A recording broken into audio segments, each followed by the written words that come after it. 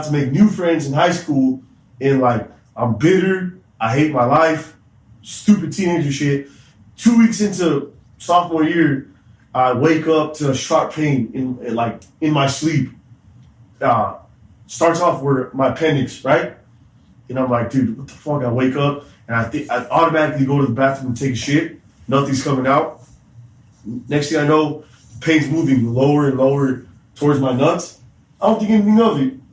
I fucking go knock on my dad's door. I'm like, yo, dude, my stomach hurts. And he's like, oh, he automatically assumed your appendix blew up. And I was like, no, like this hurts. And then I automatically run back to the bathroom because I thought I had to shit. Nothing's coming out. I look at my nuts, dude, and the left nut is like the size of my goddamn fist. And the first thing I say, I just instantly start crying. And I'm like, dude, I have nut cancer. Like, I have nut cancer. And I'm crying, dude. I start crying, like bawling. I'm like, and it's starting to get more painful. And I go run to my dad. Terrified. Yeah, I run to my dad and I show him my nuts. I'm like, Dad, I have nut cancer. And he's like, what the fuck? So we get in his car and he drives me to St. Jude in Fullerton. And I'm like crying the whole time because I'm like throwing up in a bag, but like throwing up stomach acid because I have nothing in my stomach. Mind you, this is when I was skinny as shit. I weighed like 80 pounds and I'm dying. I'm like sweating, crying. I'm like telling him like, I'm sorry for all the shit I've done as a kid. You know, like I'm going out. Oh, you think you're dead? Yeah, dude. The pain was so goddamn intense that I was pale as shit. I get into the hospital. My dad's carrying me. Like I'm like on his shoulder, like throwing up just yellow stomach acid. And the nurse is like, oh fuck. And fucking I'm in the fucking emergency room. My dad's filling out all the paperwork. I'm throwing up stomach acid. It's like 3 or 4 in the morning. There's some people in there staring at me, you know. And the nurse finally calls me in after like 30 minutes and is like, how you doing, Josh? And I'm like, I feel like fucking shit. Someone please help me. And fucking she's like, on a scale of 1 through 10, how much is your pain? I was like, an 11, you bitch. And I remember my dad being like, you need to chill out. And fucking, I'm like sitting there being an asshole. And I'm like throwing up. And she's like, oh, I think you have kidney stones. Just so you know, this is like the male equivalency to a woman giving birth. And I was like, really? Get me some fucking help. So fucking, I'm in there and they put IV. And I'm like, I have 3 IVs in me, dude. And none of it's working. I'm like cussing up the storm. And you fucking dumb fucks. No, you guys don't fucking know what you're doing. Fuck all of you. And making a goddamn scene in the emergency room. And then they end up calling this old dude. He lifts up my gown. He's like, oh, you have what is it called? Testicular torsion. Yeah, he looks at that and he just looks at my nuts, dude. And no one he grabs my nut and twists it. Whoa. And I instantly black out. Wake up in the emergency room. Wake up in the surgery room. And the doctor that did the surgery is like, hey, everything's fine. We saved your nut. You have both your nuts. You were gonna lose if I wouldn't have showed up. If I would have showed up 30 minutes later, we might have had to cut your left nut off. So I guess what happened in my sleep was when I turned, because I turned a lot in my sleep, all the veins in my nuts they overlapped and created a fucking clot, like a blood clot, and it caused the blood to just get bigger and bigger and bigger. And it happens to football players when they play football. If they're not wearing a cup, your nuts overlap each other, blah, blah, blah. Happens to runners. My look, my sleep. Sounds like it can happen to anybody. Yeah. And sometimes, dude, I'm playing with my balls and I'm just like, fuck. Yeah. And that shit could happen to anybody. Yeah. And I really, even on I don't hate anybody. And even if I did, I would not even wish that on any male to ever feel that. I'd rather them just maybe there's some dudes out there that they need to feel that to realize what they did in life. But nah, I wouldn't even wish that pain on the worst enemy, dude. That fucking pain was so goddamn painful, dude. I shit you not. I've broken a leg. I don't know, dude. I've been through a lot of pain in my life, but nothing tops that. And Did you ever have appendix taken out too? yeah, I had my appendix taken out I had a pretty bad stomach ache. a year later. But yeah, appendix hurts, but it's nothing like once I was like crying as fuck. Look, dude, the appendix hurt, Yeah, but you gotta I understand. died. I went through this first, Yeah. so when I went through the appendix, I was like, it hurts, but it's like Yeah. tolerable Right. compared to because that shit. No, I'll take appendix any day over the fucking, especially because it has to do with the balls. Yeah, and the scary part was that the doctor literally told me like, if I would have like, if the nurses wouldn't have just been like, maybe we should call the nut doctor. Like, I can't believe they just didn't even realize it. Like, they're nurses, you know? It took them a while to be like, maybe you have kidney stones. No, maybe it's your appendix. And then they're like, maybe we need to call the nut doctor. And the nut doctor rolled up out of his bed and was like, Just in time to save your nut. just in time to save my nut. And they put, a lot of people think this is degrading, but the doctor told me they wrap my nuts in nylon so it never happens again. And eventually, nylon They actually dissolves. gave you surgery? Yeah, I got surgery. Oh shit. I got surgery on my nuts, and for like 4 days, I was walking like a cowboy, like just like waddling. And I was in a wheelchair from the surgery to the car. Stayed in bed for like 5 days, and then I went back to school. And everybody, like the very few people that knew about me in school, I remember Miss, I think what was her, Miss Kringle. You guys remember Miss Kringle? You guys don't remember Miss Kringle, the English teacher? No, I never had her. She was pretty hot, but I remember I had her for English, and she literally was like, "Oh, I thought you moved," because I was like gone for like 2 weeks, and she was like, "Oh, like I literally thought you weren't gonna exist anymore." I was like, I had to get surgery on my nuts. Sorry, bitch. I'm back. I'm back. I had to get surgery on my nuts. Yeah, it was a painful experience. Mike, have you ever had some major surgeries? I got my appendix taken out. That's about it. Which I mean is pretty fucking major, but not like, But but common. yeah, it's major, common. but super common. Not a big deal. I think I was in the hospital for like 6 days, dude. Yeah, no, I was in the hospital for 5. Yeah, When I like went. 5-6 days.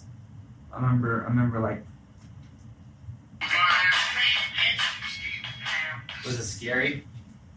No, I was never scared. I was just over it. I was just like, this is bullshit. This hurts. Get this shit out of me. Hurry the fuck up. Yep. And then they did it, and I was fine. It was just on, just on like pain medication in the hospital, chilling, didn't do shit. Just literally just fucking lay there. Standard, nothing crazy. Yeah. I remember when I got surgery on my appendix, Mike and Jeff, Frank, Bryce, they all came to visit me. The appendix sucks because it's like, Oh yeah. you guys, like the appendix sucks because it's like you could stand up, but literally for you to just get up and like from laying down to sit upright, it took me like, no lie, like 7 to 9 minutes. Because they dig straight through your muscles. Yeah. And fuck up your whole like. Well, like what it is like the appendix Do is, you have a scar? yeah. They give you a little scar. Damn, you're just fat, dog. Dude, I got a stomach, baby. You got stomach, dude. Dude, Your shit is deep. yeah, They didn't fucking do like cameras for you. They just yeah. went, They this the fucking doctors, dude. Like, this is my thing is like, shout out to doctors because they knew what to do. But like, See, like, imagine if you didn't have health insurance back then. I know one of That shit the would have been a $60K fucking, Yeah, on the hook. like for real. You'd still be paying that shit off. yeah Off of for Blaze, you're out here fucking working at Blaze to pay off your fucking surgery that you just had 10 years ago. sad. You know what I'm saying? That's a sad life. That's a fucking. That's a lot of people, dude. No, I'm glad most of my fuck ups came when I was living off of my dad's insurance. Because, like I said, my goal in life is to never get sick again. And if I do, I have to just buy NyQuil or take a lot of drugs. And luckily I know enough people to get by black market wise. Like, if I break a bone, I can take enough Vicodin You so can when buy it a just liver heals. for 10 G's. What? You can buy a liver for 10 G's. I don't need a liver. Just saying if it comes down. If it comes down. Just saying. Yeah. It's out there. You have options. Yeah. It's out there. Man. Damn. Yeah, dude, it's... What are you eating now, dude? You're such a snack king, dude. Such a snack goddamn king. And the funny thing is, the first thing on your episode, the first episode, you're like, yeah, man, the thing that's crazy about the podcast is, like, you shouldn't eat while you're filming. Definitely don't eat. No. It's the worst idea, dude. Especially chips and something crunchy, like... Yeah, no, dude. I listen to podcasts where they got sponsorships from food, and they're always snacking. I'm like, dude, No. just, like, eat this after. Mm-hmm. You fucks, like, you know? But I've been a big fan of podcasts for going on 4 years now, maybe more. What's the first podcast you listened to? Brilliant Idiots, Charlamagne the God, Wow. and Andrew Schultz. I was there episode 1 because I remember I was watching The Breakfast Club in 2010, and when Charlamagne was talking about on YouTube, it was Breakfast Club. I don't know if you know, they're like radio station out of New York, and they were doing some amazing. They still do cool interviews, but I've kind of moved on from the actual channel. I still watch it every now and then, but anyways, 2010, and then in like I believe 2011 is when he started talking about doing a podcast with this comedian Andrew Schultz, and I remember tuning in, and ever since then, I listen every Thursday, every goddamn Thursday. I've been listening to him, and then listen to Joe Rogan, Jamie Josta. Fuck yeah. You know, I did the Mark Maron for a minute. Yeah. I did Serial podcast. Yeah, both seasons. Just one. Do you think he's innocent, or what do you think? Oh, 100%. Right. I'd like to believe that story, the dude was innocent, because it just doesn't add up. And what I do believe is that he was just a product of the failed justice system that we have. Yeah. You know? But again, a goddamn game. Right. Recently, especially What is this shit you guys talking about? Serial is an old podcast about. Hey, Mike, try not to kick my... Sorry, Yeah, I'm it's fucking shades. all up. Sorry.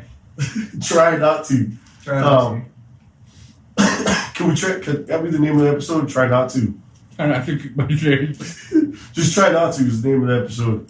So this full fucking... So this dude, high school sweethearts. Mm-hmm. Yeah, high school sweethearts. This dude, what's his name?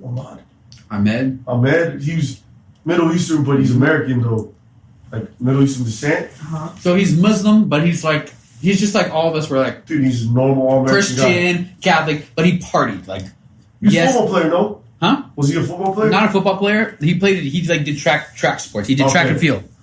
He's some kind of athlete. Right, but Good kid. he's a good kid. He's just like us. You're like, well, like, yeah, your parents want you to be Fucking religious, so normal you're kid. religious, and then, but like with your homies, you smoke weed and party, and then Right. you're also like in a sports, you want to do good at that. Just a normal ass kid, and his girlfriend fucking ends up. They break up, just like a normal fucking typical high school breakup. Nothing crazy, nothing. And she shows up dead. Was it in his car? No, she showed up dead In her own car, right? near her car, but like outside. They found her body outside. Oh, right. She was. Oh, right. That's right. They found her. Yeah, she wasn't in her car, but She was they buried. found her car Yeah. later. Like they said, she was murdered in her car, right? Dude, And then he he got fucking pinned. got pinned Yeah. because what at the time, this was like what, late 90s, early 2000s. He's like early 2000s for sure. Yeah, and who's the first one to get accused? It's like, oh, they broke up. Angry boyfriend. Of course, he's gonna do it. And this guy's like, dog.